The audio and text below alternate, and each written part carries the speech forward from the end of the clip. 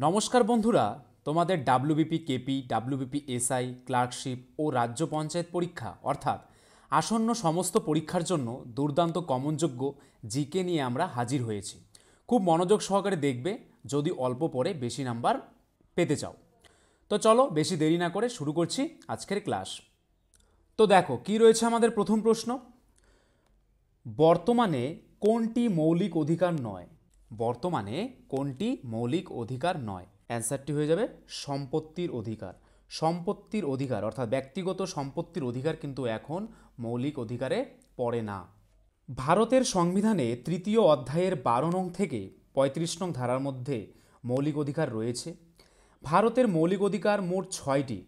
1978 সালে 44তম সংবিধান সংশোধনের মাধ্যমে সম্পত্তির অধিকার সংবিধানের মৌলিক অধিকারের অংশ থেকে বাদ দেওয়া হয়েছে। আর টোটাল মৌলিক অধিকার কটি রয়েছে?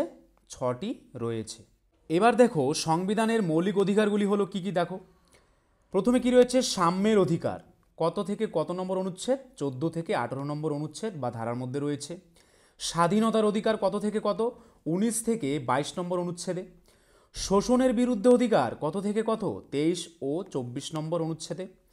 ধর্মীয় স্বাধীনতার অধিকার কতর মধ্যে রয়েছে? 25 থেকে 28 নম্বর অনুচ্ছেদে রয়েছে ধর্মীয় স্বাধীনতার অধিকার। সংস্কৃতি ও শিক্ষা বিষয়ক অধিকার কোন অনুচ্ছেদে রয়েছে? 29 ও 30 নম্বর অনুচ্ছেদে রয়েছে। সংবিধানের প্রতিবিধানের অধিকার কত অনুচ্ছেদে রয়েছে? 32 ও 35 নম্বর অনুচ্ছেদে রয়েছে। 14 নং আর্টিকেলে বলা হয়েছে আইনের দৃষ্টিতে সবাই সমান ও আইন সবাইকে সমভাবে রক্ষা করে। তাহলে কত নম্বর আর্টিকেলে বলা হয়েছে যে আইনের দৃষ্টিতে সবাই সমান? অ্যান্সারটি কিন্তু হয়ে যাবে 14 নং আর্টিকেল। 15 নং আর্টিকেলে বলা হয়েছে রাষ্ট্র কোনো নাগরিকের সাথে ধর্ম, জাতি, বর্ণ, লিঙ্গ বা জন্মস্থানের ভিত্তিতে বৈষম্যমূলক আচরণ করতে পারবে না। 16 নং আর্টিকেল অনুসারে সরকারি চাকুরিতে সব নাগরিকদের সমান সুযোগ সুবিধা থাকবে। 17 নং আর্টিকেল অনুসারে অস্পৃশ্যতা নিষিদ্ধ বলে ঘোষণা করা হয়েছে। 18 নং আর্টিকেলে সামরিক ও শিক্ষাক্ষেত্র ছাড়া সমস্ত ক্ষেত্রে উপাধি গ্রহণ ও ব্যবহার নিষিদ্ধ করা হয়েছে। কত নং আর্টিকেল অনুসারে? 18 নং আর্টিকেল অনুসারে। দেখো সেকেন্ড কোশ্চেন কি রয়েছে, মহেঞ্জোদারো স্থানটি কে আবিষ্কার করেন? কে মহেঞ্জোদারো স্থানটি আবিষ্কার করেন? কি হবে অ্যান্সারটি? অ্যান্সারটি হয়ে যাবে আর.ডি. ব্যানার্জি।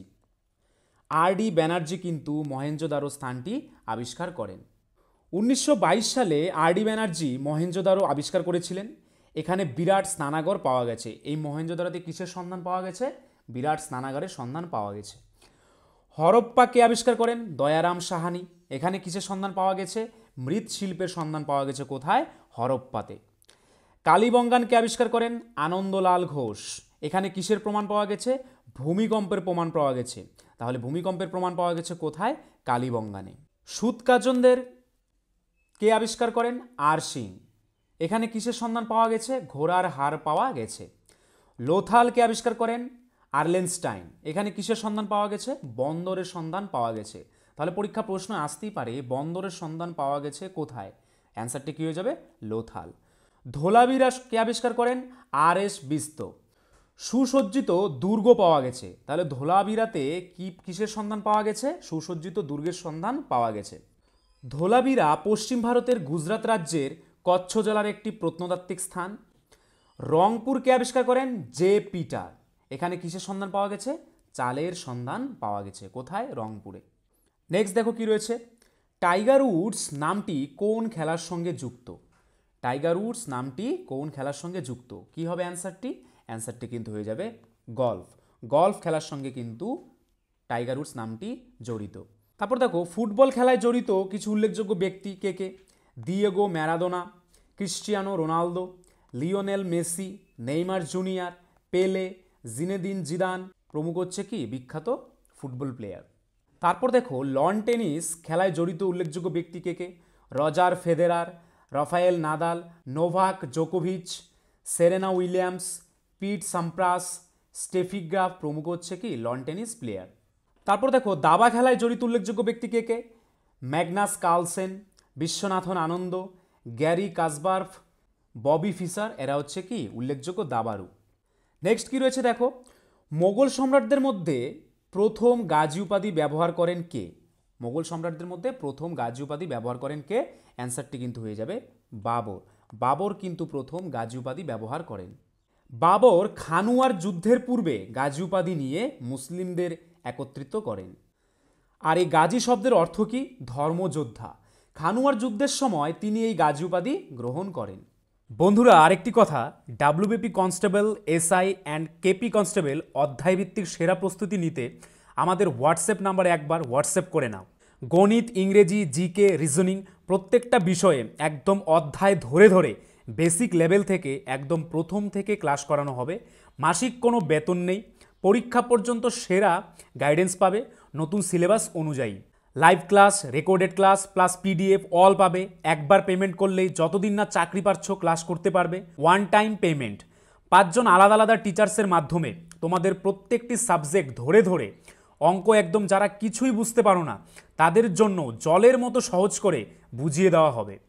আমাদের কলকাতা পুলিশের এসআইতে আমরা 95% হুবহু প্রশ্ন কমন দিয়েছি প্রমাণসহ। সেই কমনের প্রমাণ পেতে তোমরা জয়েন করে নাও আমাদের টেলিগ্রাম চ্যানেলে বেঙ্গলি নলেজ একাডেমিতে, লিঙ্ক ইন ডেসক্রিপশন। এটি আমাদের 7 নম্বর ব্যাচ। প্রথম 100 জন 30% ডিসকাউন্ট পাবে। প্রথম 100 জন 30% ডিসকাউন্ট পাবে।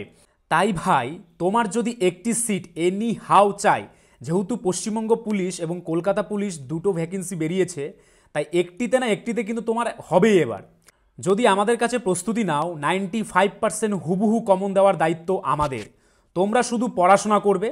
তো প্রস্তুতি নিতে হলে কিন্তু স্ক্রিনে দেওয়া নাম্বারে একবার অবশ্যই হোয়াটসঅ্যাপ করে নাও।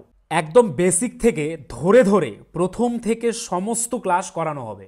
নেক্সট কী রয়েছে দেখো, মানবদেহে যে গ্যাস সবচেয়ে বেশি থাকে, মানবদেহে যে গ্যাস সবচেয়ে বেশি পরিমাণে থাকে, কী হবে অ্যান্সারটি? অ্যান্সারটি কিন্তু হয়ে যাবে অক্সিজেন। অক্সিজেন কিন্তু মানবদেহে সবচেয়ে বেশি পরিমাণে থাকে। অক্সিজেন হলো মানবদেহে সর্বাধিক পরিমাণে পাওয়া যায় এবং এটি মোট ওজনের 65% হয়ে থাকে। কত? 65% কিন্তু অক্সিজেন থাকে মোট ওজনের। নেক্সট দেখো, খুব একটি ইম্পর্টেন্ট প্রশ্ন। বৈদিক যুগে ইন্দ্র কিসের দেবতা ছিল? বৈদিক যুগে ইন্দ্র কিসের দেবতা ছিল? কী হবে অ্যান্সারটি? অ্যান্সারটি কিন্তু হয়ে যাবে বজ্রের দেবতা। ইন্দ্র ছিল বজ্রের দেবতা। তারপর দেখো, বরুণ কিসের দেবতা ছিল? বাতাসের দেবতা। অদিতি কিসের দেবী ছিল? পৃথিবীর দেবী। গায়ত্রী কিসের দেবতা ছিল? আকাশের দেবতা। নেক্সট কি রয়েছে দেখো, বুদ্ধদেবের মূর্তি প্রথম তৈরি হয় যেখানে, বুদ্ধদেবের মূর্তি প্রথম যে স্থানে তৈরি হয়, কী হবে অ্যান্সারটি? অ্যান্সারটি কিন্তু হয়ে যাবে গান্ধার। গান্ধারে কিন্তু সর্বপ্রথম বুদ্ধমূর্তি তৈরি করা হয়। মহাযানপন্থীরা প্রথম বৌদ্ধমূর্তি স্থাপন করেন। গান্ধার শিল্পরীতিতে তার মূর্তি নির্মিত হয়। মূর্তি প্রতিষ্ঠা রীতি জৈন ধর্মে প্রথম থেকেই চালু ছিল। তারপর দেখো, জাতীয় পতাকার গেরুয়া রং কিসের প্রতীক? আমাদের যে ন্যাশনাল ফ্ল্যাগ রয়েছে, সেই ন্যাশনাল ফ্ল্যাগের গেরুয়া রং কিসের প্রতীক? কী হবে অ্যান্সারটি? অ্যান্সারটি কিন্তু হয়ে যাবে সাহস ও ত্যাগের প্রতীক। গেরুয়া হচ্ছে সাহস ও ত্যাগের প্রতীক। তারপর দেখো, সাদা রং কিসের প্রতীক? সত্য ও শান্তির প্রতীক। সবুজ রং কিসের প্রতীক? জীবন, প্রাচুর্য ও উন্নতির প্রতীক। অশোক চক্র কিসের প্রতীক? উন্নতি ও গতিশীলতার প্রতীক হচ্ছে কে? আমাদের জাতীয় পতাকার অশোক চক্র। নেক্সট দেখো, কাঁচা লঙ্কায় কোন ভিটামিন পাওয়া যায়? কাঁচা লঙ্কায় কোন ভিটামিন পাওয়া যায়? কী হবে অ্যান্সারটি? অ্যান্সারটি কিন্তু হয়ে যাবে ভিটামিন এ। ভিটামিন এ কিন্তু কাঁচা লঙ্কাতে পাওয়া যায়। ভারতীয় নাগরিকদের মৌলিক কর্তব্য সংবিধানের কত ধারায় সংযোজিত হয়েছে? ভারতীয় নাগরিকদের মৌলিক কর্তব্য সংবিধানের কত ধারায় সংযোজিত হয়েছে? কী হবে অ্যান্সারটি? তাহলে অ্যান্সারটি হয়ে যাবে 51 এ ধারায়। 51 এ ধারায় কিন্তু ভারতীয় নাগরিকদের মৌলিক কর্তব্য সংবিধানে সংযোজিত করা হয়েছে। নেক্সট দেখো, অষ্টপ্রধান কার মন্ত্রিসভার নাম ছিল? কার মন্ত্রিসভার নাম ছিল অষ্টপ্রধান? কী হবে অ্যান্সারটি? অ্যান্সারটি কিন্তু হয়ে যাবে শিবাজি। শিবাজির মন্ত্রিসভার নাম ছিল কি? অষ্টপ্রধান।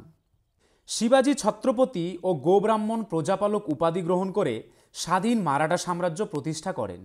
তাহলে গোব্রাহ্মণ প্রজাপালক কার উপাধি? শিবাজির উপাধি। শিবাজির রাজনৈতিক গুরু ছিলেন কে? রামদাস ও তুকারাম। শিবাজির পরবর্তী বংশধরদের সময় মারাঠাদের নেতা হয়ে ওঠেন বালাজি বিশ্বনাথ। তিনি পেশোয়া, যার অর্থ কি? প্রধানমন্ত্রী। তাহলে পেশোয়ার অর্থ কি? প্রধানমন্ত্রী। পদের কি কর্তা? সৃষ্টিকর্তা। নেক্সট কি রয়েছে দেখো, যে প্রাণী আল্ট্রাসনিক শব্দ উৎপন্ন করতে পারে, বা কোন প্রাণী আল্ট্রাসনিক শব্দ উৎপন্ন করতে পারে? কি হবে অ্যান্সারটি? অ্যান্সারটি কিন্তু হয়ে যাবে বাদুড়। বাদুড় কিন্তু আল্ট্রাসনিক শব্দ উৎপন্ন করতে পারে। নেক্সট কি রয়েছে দেখো, বন্ধন ব্যাংকের সদর দপ্তরটি ভারতের যে শহরে স্থাপিত হয়েছে, বা বন্ধন ব্যাংকের সদর দপ্তরটি কোথায় অবস্থিত? কী হবে অ্যান্সারটি? অ্যান্সারটি কিন্তু হয়ে যাবে পশ্চিমবঙ্গের কলকাতায়। পশ্চিমবঙ্গের কলকাতায় কিন্তু বন্ধন ব্যাংকের সদর দপ্তর অবস্থিত। বন্ধন ব্যাংক হলো ভারতের একটি বেসরকারি ব্যাংক। এর সদর দপ্তর পশ্চিমবঙ্গ রাজ্যের রাজধানী কলকাতায় অবস্থিত। চন্দ্রশেখর ঘোষ 23শে আগস্ট 2015 সালে বন্ধন ব্যাংক প্রতিষ্ঠা করেন। তারপর কি রয়েছে দেখো, ব্যাংক অফ বরোদা কত সালে? 20 জুলাই 1908 সালে ভাদোদরাতে কি হয়েছিল? প্রতিষ্ঠিত হয়েছিল। অ্যাক্সিস ব্যাংক কত সালে প্রতিষ্ঠিত হয়েছিল? 1993 সালে। কোথায়? মুম্বাই। এইচডিএফসি ব্যাংক কত সালে প্রতিষ্ঠিত হয়েছিল?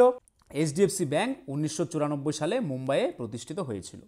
ইয়েস ব্যাংক কত সালে প্রতিষ্ঠিত হয়েছিল? 2008 সালে মুম্বাইয়ে প্রতিষ্ঠিত হয়েছিল। নেক্সট, ডিমের সাদা অংশে থাকে, খুবই ইম্পর্টেন্ট একটি প্রশ্ন, ডিমের সাদা অংশে থাকে কি থাকে? শর্করা থাকে, ফ্যাট থাকে, ভিটামিন থাকে, নাকি প্রোটিন থাকে? কী হবে অ্যান্সারটি? অ্যান্সারটি কিন্তু হয়ে যাবে প্রোটিন। ডিমের সাদা অংশে কিন্তু প্রোটিন থাকে। ডিমের সাদা অংশে রয়েছে অ্যালবুমিন, আর এই অ্যালবুমিন হলো সবথেকে উৎকৃষ্ট মানের প্রোটিন। অর্থাৎ এই প্রোটিন খেলে শরীর তা অত্যন্ত দ্রুত গ্রহণ করে নেয়, ফলে নিয়মিত ডিম খেলে যে দেহে প্রোটিনের ঘাটতি মিটে যাবে তা বলাই বাহুল্য। নেক্সট, ভারতের দীর্ঘতম জাতীয় সড়কের নাম কি? খুবই ইম্পর্টেন্ট একটি প্রশ্ন। ভারতের দীর্ঘতম জাতীয় সড়কের নাম কি? অ্যান্সারটি হয়ে যাবে কিন্তু NH44, অর্থাৎ ন্যাশনাল হাইওয়ে 44। এটি হচ্ছে ভারতের দীর্ঘতম জাতীয় সড়কপথ। জাতীয় সড়ক 44 বা NH44 ভারতের মধ্যে দীর্ঘতম ও প্রধান উত্তর থেকে দক্ষিণ জাতীয় সড়ক। এটি শ্রীনগর থেকে শুরু হয়ে কন্যাকুমারীতে সমাপ্ত হয়। মহাসড়কটি জম্মু ও কাশ্মীর, পাঞ্জাব, হরিয়ানা, দিল্লি, উত্তরপ্রদেশ, রাজস্থান, মধ্যপ্রদেশ, মহারাষ্ট্র, তেলেঙ্গানা, অন্ধ্রপ্রদেশ, কর্ণাটক এবং তামিলনাড়ু রাজ্যগুলিকে কি করে? অতিক্রম করে। নেক্সট কি রয়েছে দেখো, AITUC কবে প্রতিষ্ঠিত হয়? AITUC অর্থাৎ all India Trade Union Congress কবে প্রতিষ্ঠিত হয়? অ্যান্সারটি কিন্তু হয়ে যাবে 1920 সালে কিন্তু AITUC প্রতিষ্ঠিত হয়। নারায়ণ মনোহর যোশীর সম্পাদকীয়তে All India Trade Union Congress প্রতিষ্ঠিত হয়। এদের উদ্দেশ্য ছিল কংগ্রেসের সমর্থন নিয়ে শ্রমিক দলের উন্নয়ন ও কংগ্রেসের প্রতি শ্রমিক গোষ্ঠীর উন্নয়ন বৃদ্ধি। এই সংগঠনের প্রথম সভাপতি কে ছিলেন? লালা রাজপথ রায়। নেক্সট দেখো কি রয়েছে, লন্ডন কোন নদীর তীরে অবস্থিত? লন্ডন শহর কোন নদীর তীরে অবস্থিত? কি হবে অ্যান্সারটি? অ্যান্সারটি কিন্তু হয়ে যাবে টেমস। টেমস নদীর তীরে কিন্তু লন্ডন শহর অবস্থিত। তারপর দেখো কিছু উল্লেখযোগ্য শহর এবং কোন নদীর তীরে অবস্থিত। বাগদাদ কোন নদীর তীরে অবস্থিত? টাইগ্রিস নদীর তীরে অবস্থিত। ব্যাংকক কোন নদীর তীরে অবস্থিত? চাও ফ্রায়া নদীর তীরে অবস্থিত। লিসবন কোন নদীর তীরে অবস্থিত? ট্যাগাস্প্রি নদীর তীরে অবস্থিত। নিউ ইয়র্ক কোন নদীর তীরে অবস্থিত? হাডসন নদীর তীরে অবস্থিত। প্যারিস কোন নদীর তীরে অবস্থিত? সেইন নদীর তীরে অবস্থিত। সিডনি কোন নদীর তীরে অবস্থিত? ডার্লিং নদীর তীরে অবস্থিত। ওয়াশিংটন কোন নদীর তীরে অবস্থিত? পোটোমেক নদীর তীরে অবস্থিত। কায়রো কোন নদীর তীরে অবস্থিত? নীলনদ। তাহলে নীলনদের পাশে অবস্থিত শহরটির নাম কি? কায়রো। সাংহাই কোন নদীর তীরে অবস্থিত? হোয়াংপু। মস্কো কোন নদীর তীরে অবস্থিত? মস্কোভা।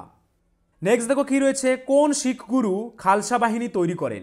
কোন শিখ গুরু খালসা বাহিনী তৈরি করেন? কি হবে অ্যান্সারটি? অ্যান্সারটি কিন্তু হয়ে যাবে গুরু গোবিন্দ সিং।